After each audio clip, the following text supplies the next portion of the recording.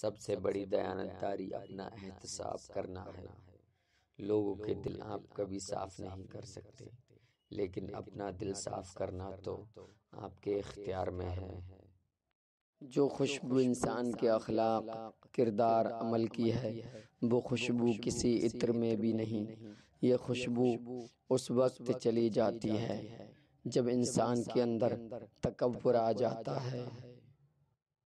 بچپن میں لاپرواہ، جوانی میں بے اختیار اور بڑھاپے میں بے بس ہو جاتا ہے انسان۔ اگر بے بسی و لاپرواہی سے بچنا ہے تو جوانی اللہ تعالیٰ کے نام کر دیں۔